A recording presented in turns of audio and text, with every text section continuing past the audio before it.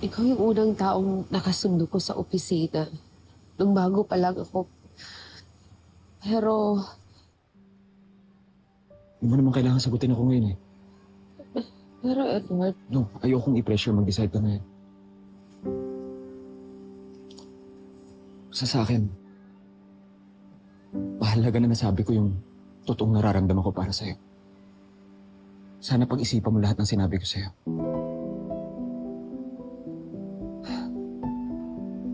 Marge, I only want what's best for you. At hindi si Paulo yun.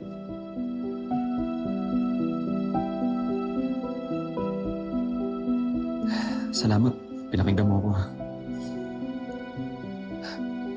See you at work.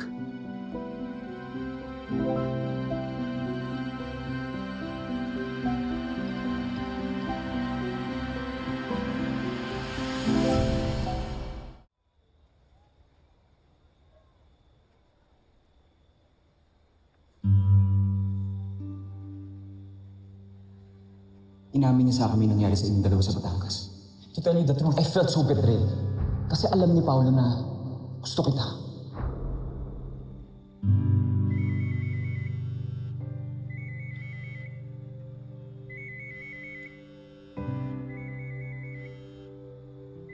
Salamat nga pala, naging yaya ka kay Jobert kanina, kahit sandali lang.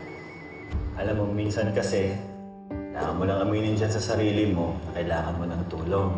Ganito pala yung pakiramdam na may karamay sa mga pasan ko. Yun yung gusto niyang ipakita sa'yo. Yun yung gusto niyang iparamdam sa'yo. Gagawin niya lahat para magustuhan mo siya. Tapos bandang dulo, wala, iwan ka lang nun. Bibitawan ka niya. Bandang dulo ko lang di masasaktan. Ganong klase siyang lalaki.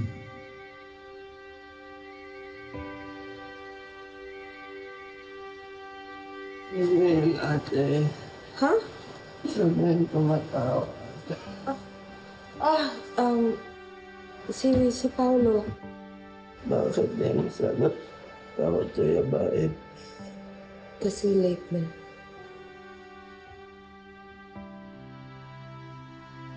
Ate? Kailan punta Kuya Bait dito sa bahay atin? Gusto Jobert Kuya Bait. Sana lagi sama natin Kuya Bait.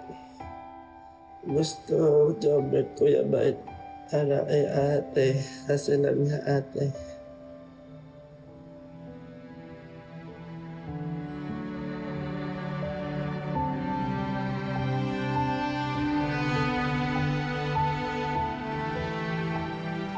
Aiko, hindi na.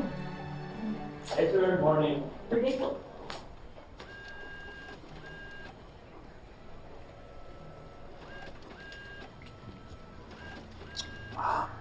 So, how was your talk with Edward? Okay naman yung pag-uusap namin. Do you want to talk about it?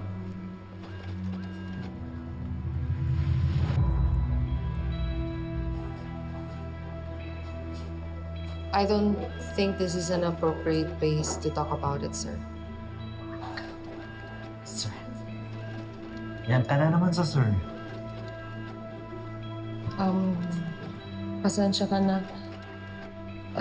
Marami pa kasi akong kailangan na sikasuhin, sir. Excuse me. Yung copies mo,